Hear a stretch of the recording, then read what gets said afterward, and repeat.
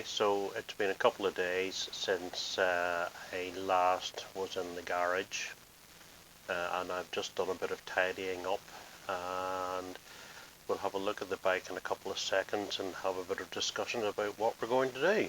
So, let's proceed. Now, what you may be able to see was I've removed the floor, as they call it, because that holds a lot of wiring. It completely covered that. It completely covered where the coolant tank was, and it was just a pain in the arse. I thought it was going to be a pig to remove. It actually turned out to be quite easy. Now, if we look down here, if I put this down here, now, sorry about the wobbly video. This is the nut cert or whatever that is I need to get rid of. Now, you will be able to see, probably, I have attempted to drill it out, and that nut, the original nut, is made of diamond, basically. Now, so I'm just going to take that off, hopefully fairly neatly, because we're using the Dremel rather than an angle grinder. I don't know if it's very hard, I may have to use the angle grinder. What we're also going to do while we're in there is weld a new captive nut on there. Doesn't have to be neat or tidy or anything, it's just to screw a screw into. What we'll also do is, if you come around here, you'll see that's the old header tank or expansion tank. That's the new expansion tank, so this has to go in as well. Relatively straightforward. 2 bolts, and there's a wee spigot there for the tube which is in there. So I'm going to switch to this camera here, because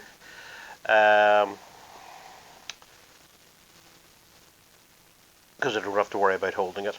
There you go. See, technology isn't fucking great. Okay, so I've got a little grinding wheel on my Dremel. Now it's a quick release, and I've managed to, I don't know if you can see the end of this here, or it's even in focus. Let's move over there. I've managed to grind the end off that, but it should hold it.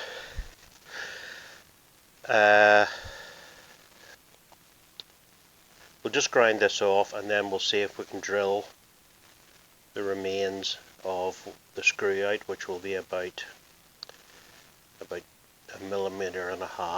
But let's go.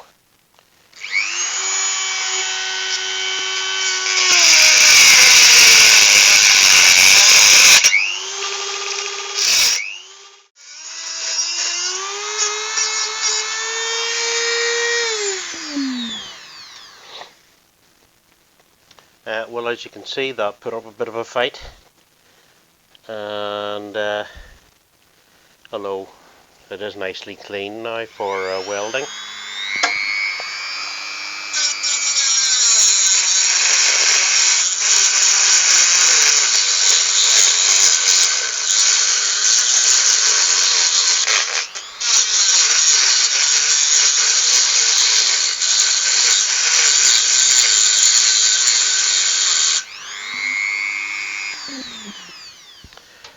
It's even cleaner now. You can see, hold on while I pick up the other camera. Let's see if it'll focus in close enough on this. Right. Now,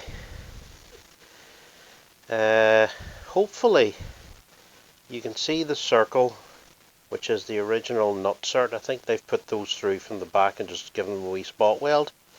And you can just about see the inner circle, which is the screw that I'm going to have to drill out.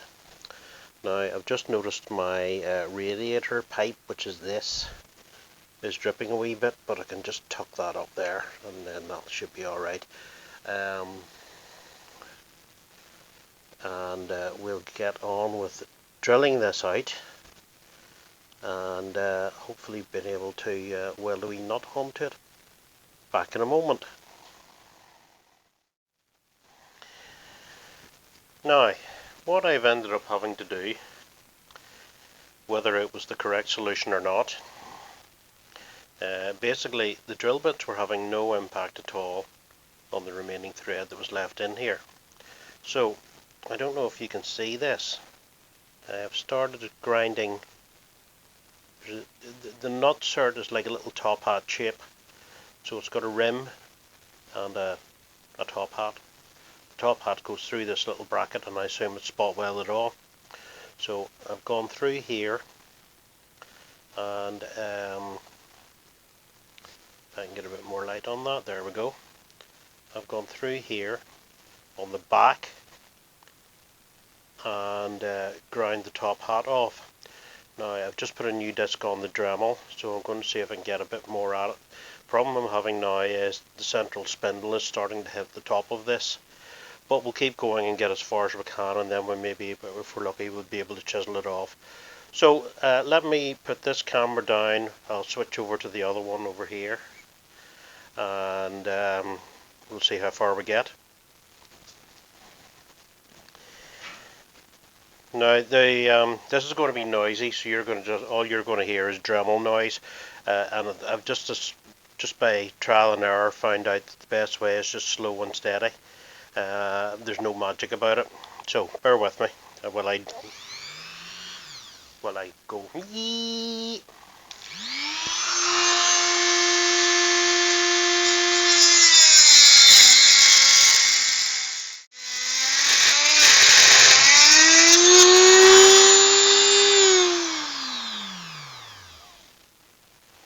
Right, that's about as far as I can go with this particular setup.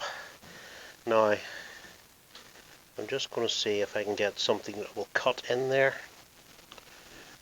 or a small chisel.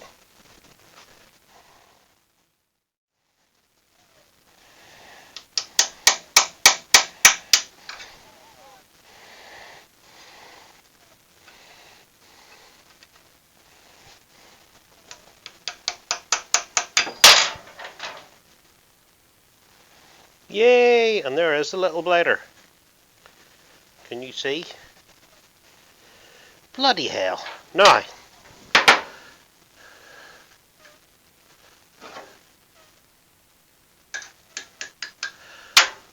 let me get a different chisel.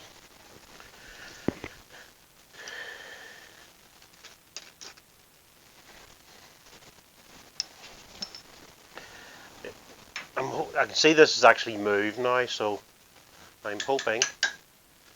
Joy! Bastard. Right, so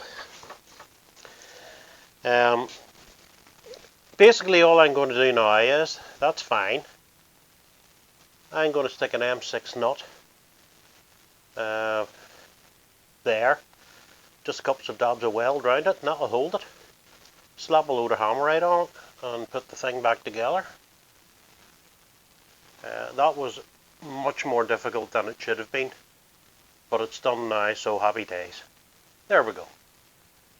Right, onwards and upwards. If I lift the little camera, let's go and have a look today.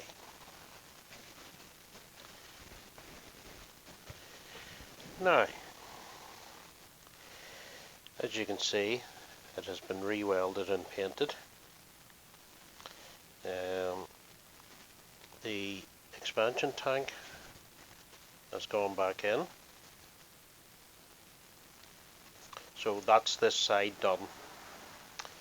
And it's also, hopefully, the penultimate mechanical repair. Now, if we go over to the other side, follow me around here. I've actually had to do a hell of a lot of work to get to where I am now. The whole wiring loom has been clipped up out of the road and removed from in here. If you look at the front, you can see the front fairing has been taken off. There's more wiring clipped up here. That's the starter motor and the battery negative terminal. More unclipped here. Because if we get down here, on this side has exactly the same fault. This nut has sheared off here, or sorry, this bolt has sheared off here. Now, problem is, this has a wee cap on it. The reason for that is all the wiring goes through here to the underfloor where the battery box and all that is. So I'm going to have to take a different approach to this.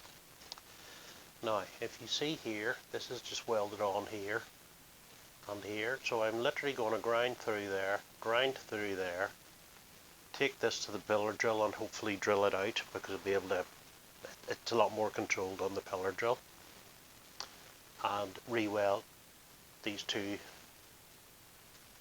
little things, flanges. Ooh, I like to say flange. Ooh. So that'll be that, and hopefully that's all the mechanical repairs.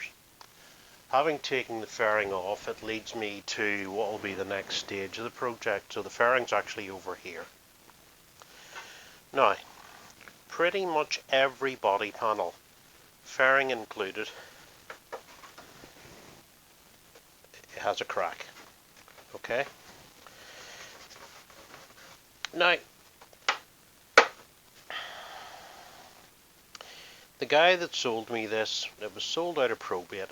It was an old guy had owned it, and he said he lived down this, where he parked the bike was down the side of a house down a wee alley, and he just scuffed and banged it down the alley, which does actually explain some of the scuffs and bangs that the thing has. However, there's other evidence that the thing has been down the road. But anyway, that's not, I don't care. The frame and everything seems to be square and true, so I'm happy with that. So what I'm going to do with these is hopefully plastic weld staples through it to reinforce. Well, I'll drill a wee hole at the end of the crack to stop the crack propagating. Plastic weld staples, and then just cover it with fiberglass. I don't care how the bike looks on the outside, I really don't. I like things to look their age. I like things to look retain their character and their patina and all that. They're all fairly inconsequential cracks. There are some areas, like for example this little tab here is broken off, which should have a spring clip like this one.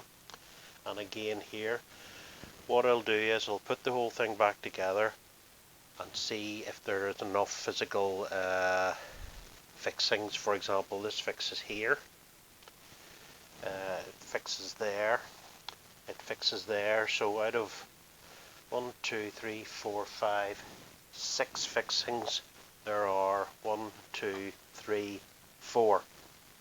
It might be enough, it might not be enough. I can stitch it with cable ties. I can put a hole here, hole in the other panel, and stitch it with a cable tie. As I said, I don't care how it looks, as long as it doesn't rattle and make noise. There are other fixings here and here. So, want to get that wee bracket done. Bodywork will be the next issue. It's straightforward enough to do. It's just time. There's a lot of it. So there's this fairing. There's the rear fairing. I'll go down this side and we'll work it out. So there's the front fairing. There's a rear fairing that goes down here. The floor is fine.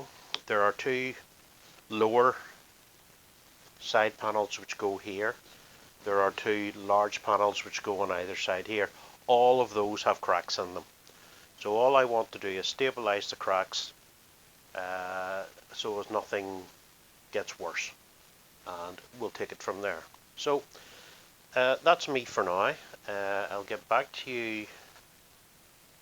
I think what I'll do is we'll call that a wrap for this episode. No, we'll not. Finished. So that's it over there, the other way from the other side. we'll show you that bracket in place, and I might even show you the welding. Now I've got the welder on the right setting, sorry, just to let you know what I did. Most welders have knobs. This is switches, so we've got low settings, minimum, medium, maximum, so that's 3 settings. High settings, minimum, medium, maximum. I should have been on high medium rather than low medium, and it would have been fine, but there you go. That'll teach me. Check my settings before I start. Anyhow, I'll talk to you soon. Be good, don't do anything I wouldn't do. Okay, so hopefully we've now reached the end of the mechanical side of the rebuild. I don't know of anything more that needs done. I'll show you what I've done today, and then we'll have a brief overview of what's been done through the whole project. So I'll just switch over to the handheld camera and we'll have a look. So here we go. Now I'll just move around to here, and if I can get in underneath here. Here's it's not a new bracket, it's the removed and replaced bracket. This captive nut here on the pillar drill, it was dead easy to drill it out and re-tap it, and it's fine. The pain in the arse was taking all the wiring out, putting all the wiring back in again. But the wiring loom now runs down here and up there. The fuse boxes and all are back in here. Connections for the starter motor, battery ground, various other weak connectors, things here. And I've also a couple of wee replaced clips, but I managed to reuse most of the clips, which is good. The other thing I've also done is, if we go round here, I maybe talked about this in the past, this ABS sensor wire went the most circuitous route. It was actually wrapped around this pipe and wrapped around the back pipe, and there was no slack in it at all. So I've completely rerouted it from the top down, so it goes through all its original clips and there's no strain on it at all. If I get round here, another clip there, that one it wasn't even in, and it ends up in a connector that, don't know if you can see it, but that orange connector there. So that is now all routed properly. Excuse me sniffing, I've got terrible hay fever at the moment. So on this side, what we've done is we fixed the weld on the exhaust when it was off. As you know, the complete final drive was rebuilt with new bearings, new seals, new belt. We've done a complete service. There's a new air filter in here. There is one other thing I'm going to do. I don't need to do, but I'm going to do it. I have new shocks. I don't know how bad these ones are, but we're down this far, we may as well do it. They weren't expensive. So I'll actually do that. I'll show you the shocks. There's the shocks over here. And we'll get one of the shocks over to here.